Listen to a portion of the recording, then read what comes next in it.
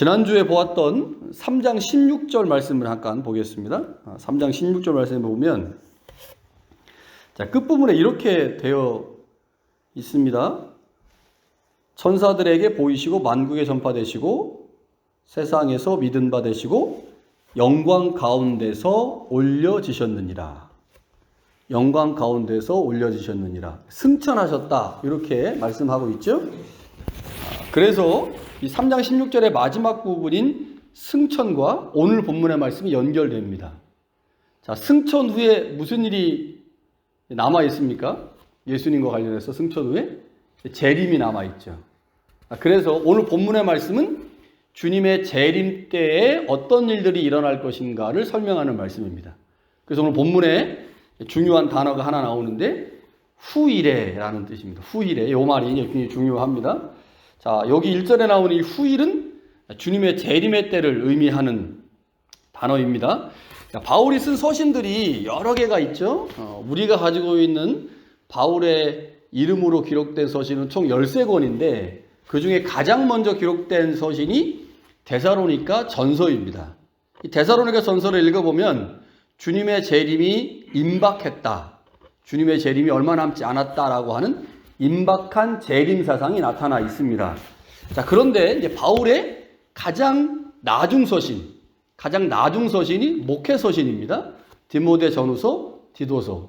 이게 바울이 대략 한 65년 안쪽으로 썼어요. 이쪽 저쪽으로. 그러니까 굉장히 늦게 기록된 거죠.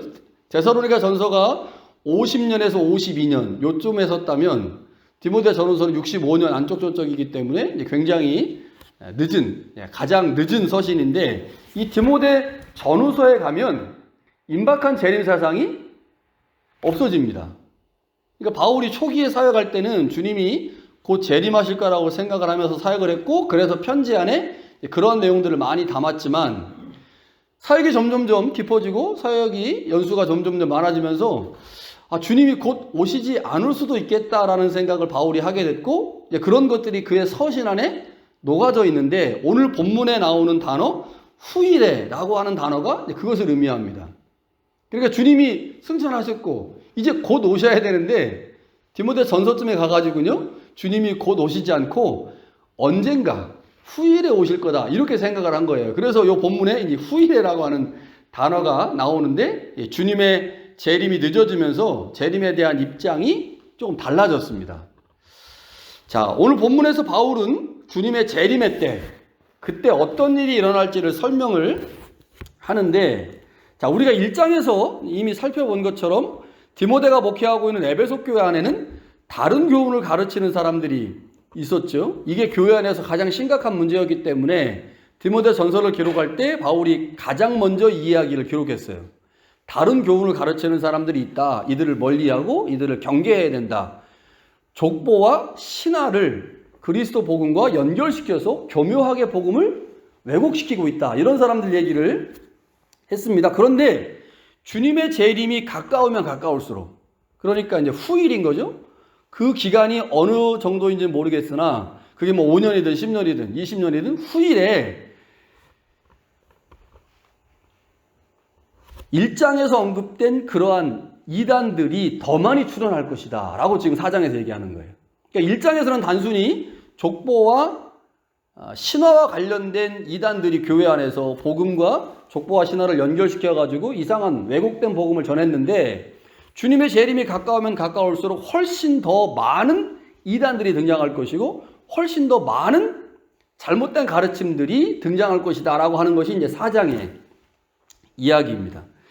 자, 1절과 2절을 제가 세 번역으로 한번 다시 읽어드리겠습니다.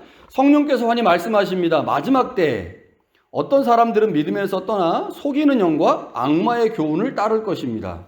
그러한 교훈은 그 양심의 낙인이 찍힌 거짓말장이의 속임수에서 나온 것입니다. 이렇게 번역을 했어요. 여기 마지막 때라고 이제 번역을 했죠. 후일이라고 번역 안 하고요. 자, 바울은 먼저 본문에서 자신의 내용이 아니라 성령께서 자신에게 알려주신 것이다. 이렇게 얘기해요. 그러니까 미래형으로 썼잖아요.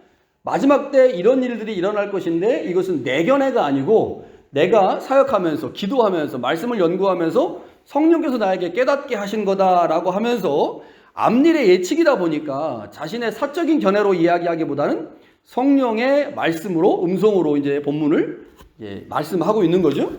자, 여기서 바울이 이 종말의 때에 출현하게 될 이단들이 믿음에서 떠났다라고 표현을 하는데, 여기서 믿음에서 떠났다라고 하는 말은 다르게 표현하면 다른 복음에 근거한 믿음을 가지고 있다라는 말이에요. 그러니까 1장에서 족보와 신화를 복음과 연결시켜가지고 다른 교훈을 가르치는 사람들이 있었잖아요. 이들도 믿는 사람들이거든요.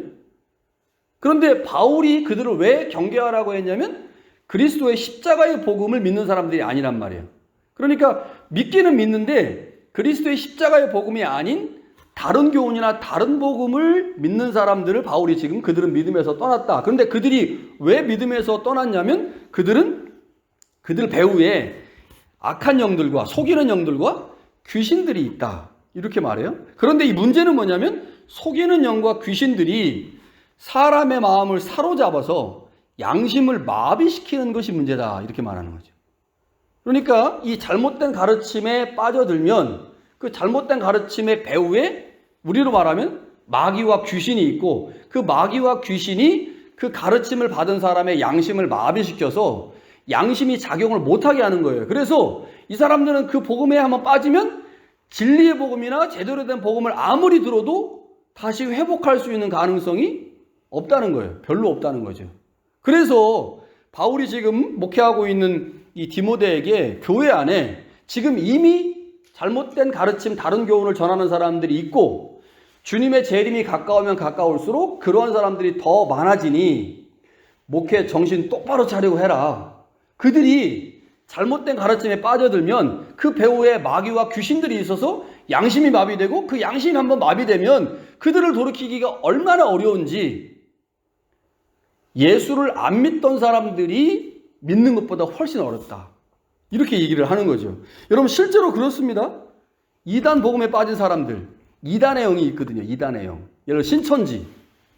신천지는 기독교 복음과 이상하게 뭐가 섞여가지고 왜곡된 복음이잖아요. 그런데 그 복음 배후에 마귀와 귀신이 있어요. 그래서 신천지 한번 빠진 사람들은 못 나옵니다. 근데 우리 같은 사람이 신천지가 가르치는 내용을 들어보면요, 황당무계합니다. 진짜. 무슨 저런 거를 듣고 빠질까. 원숭이 똥구멍은 빨개, 빨가면 사과, 사과는 맛있어, 맛있으면 바나나, 바나나는 길어, 길으면 기차. 이렇게 가르치거든요, 복음을. 그런데 그러면 뭐예요? 원숭이 똥구멍하고 기차랑 연결되는 거잖아요. 그 신천지에서 그러거든요. 와가지고 가람이한테 원숭이 똥구멍하고 기차랑 연결이 돼 있어요. 왜? 뭔 소리 하는 거예요? 어떻게 원숭이 똥구멍하고 기차랑 연결됩니까? 그걸 부르는 거죠. 원숭이 똥구멍은 빨개, 빨가면 사과, 사과는 맛있어, 맛있으면 바나나, 바나나는 길어, 길으면 기차. 봐! 원숭이 똥구멍하고 기차랑 연결돼 있잖아요. 신천지에서 이렇게 가르치거든요. 진짜로요? 비유풀이라고 그래가지고 그 비유풀이를 들어보면 이런 방식이에요. 그런데 그 말을 듣고 많은 사람들이 빠진단 말이에요.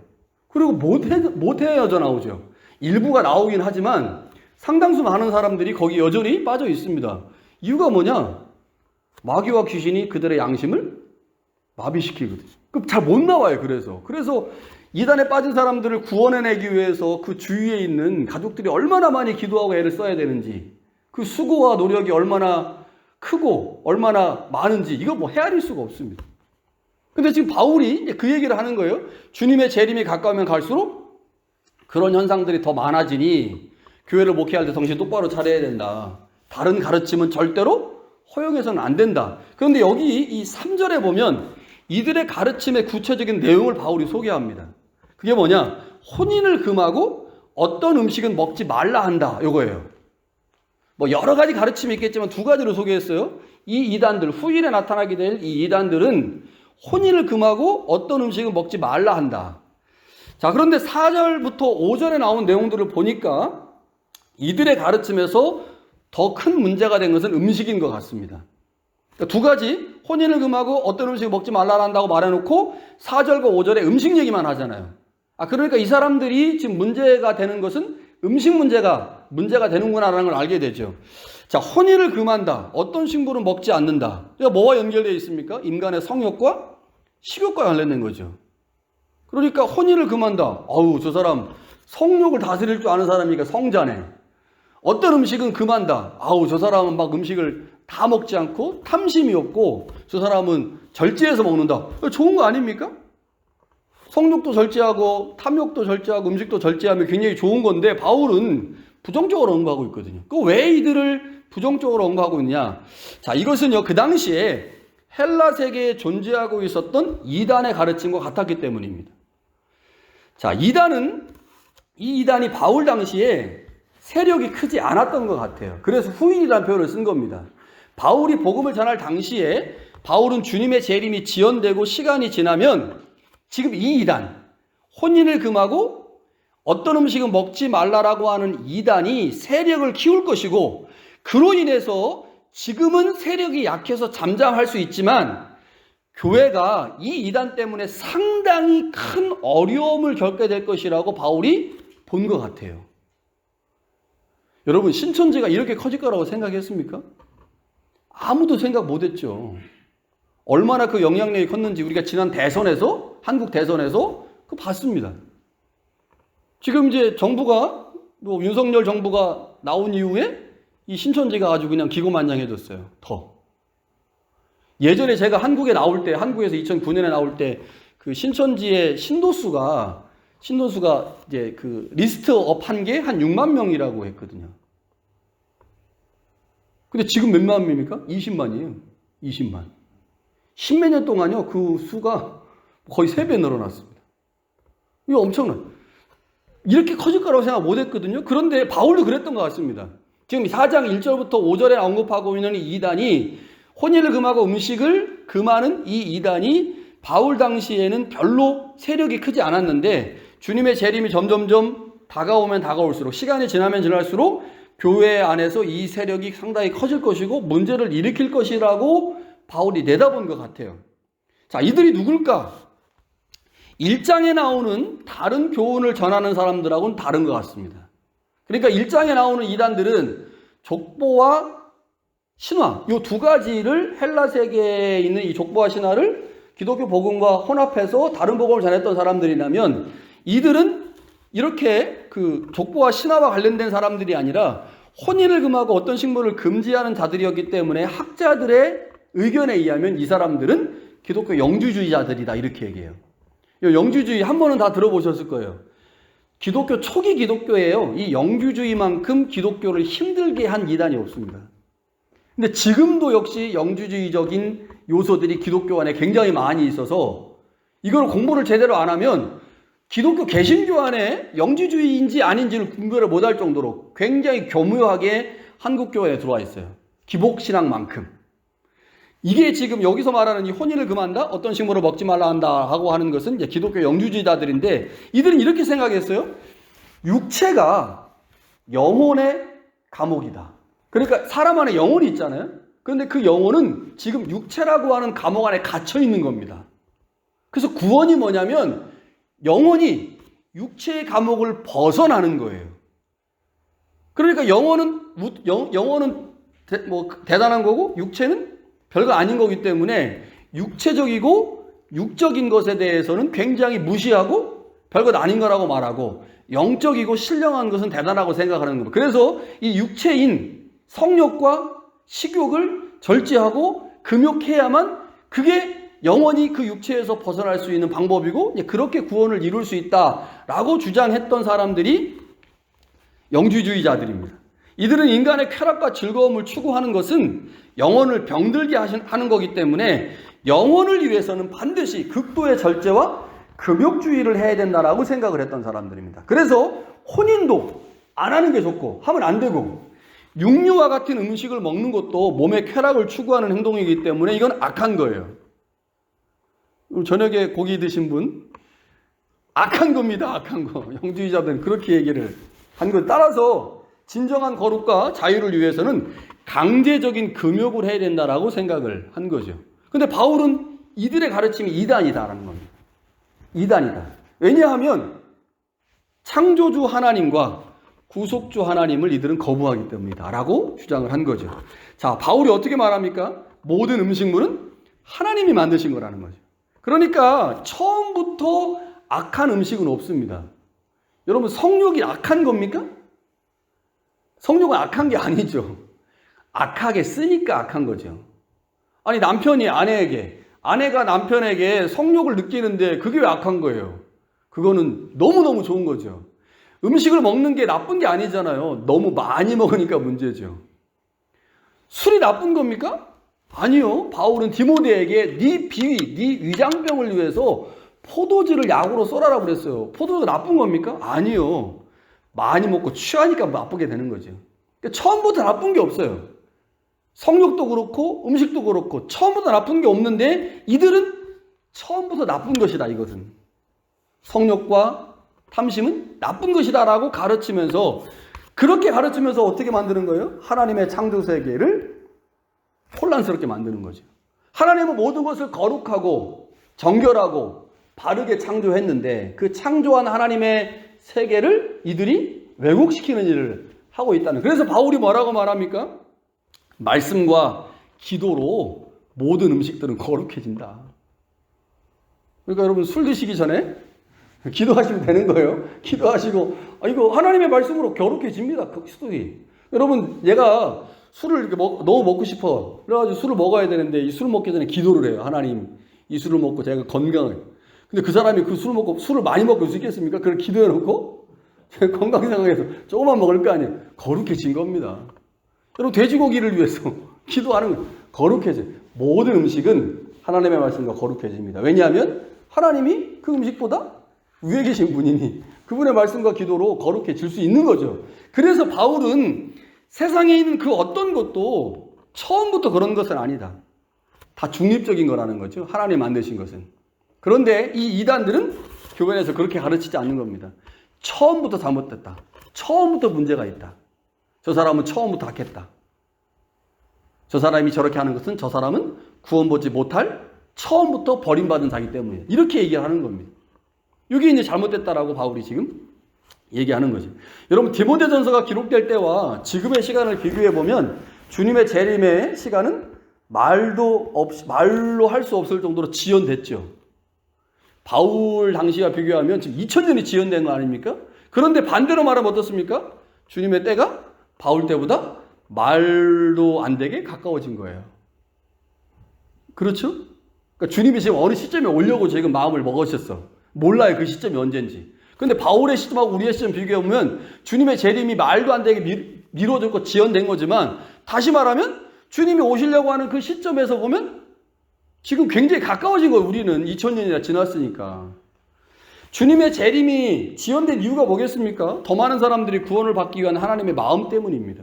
그래서 하나님이 지금 아들이 지금 얼마나 가고 싶겠어요. 가람이 만나고 싶어서. 예수님이 가람이하고 정민이 만나고 싶어가지고 아버지한테 그런 말을 하지 않겠습니까? 하나님, 제가 빨리 가서 정민이하고 가람이 만나고 싶어요.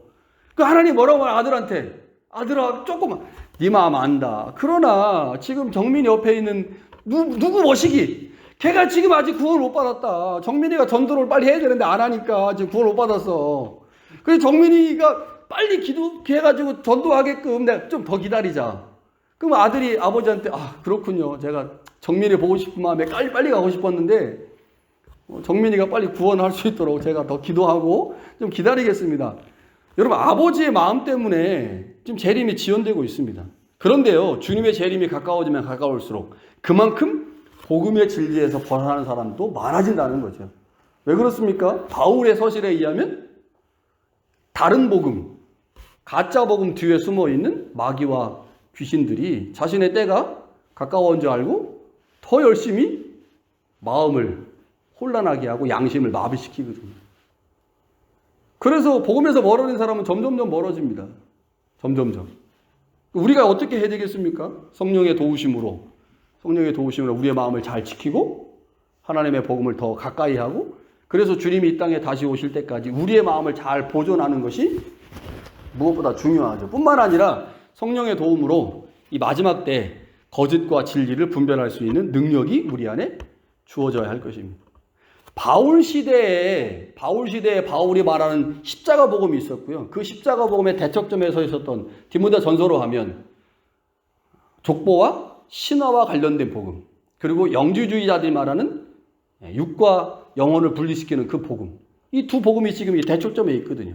그러니까 바울이 지금 디모데에게 그걸 요구하는 겁니다. 내가 너에게 알려준 십자가 복음과 이 복음을 구별해서 교회 안에서 어떤 것이 진짜 복음인지 가르쳐야 된다라고 말한 것처럼 오늘 이 시대를 살고 있는 우리도 역시 마찬가지죠. 우리 안에 어떠한 복음이 우리를 주장하고 있는지, 그것이 십자가 진리의 복음인지, 하나님 나라 복음인지, 아니면 지난주에 주일날 설교했던 것처럼 기복주의 복음인지, 아니면 영주주의 복음인지, 아니면 번영신학의 복음인지, 이런 것들을 우리 안에 끊임없이 고민하고 분별해내고, 그래서 우리가 진리의 복음을 따라가려고 애를 쓸 때 우리의 마음이, 이 양심이 마비되지 않고 계속적으로 하나님의 음성과 뜻을 듣고 발견하고 쫓아갈 수가 있는 거죠.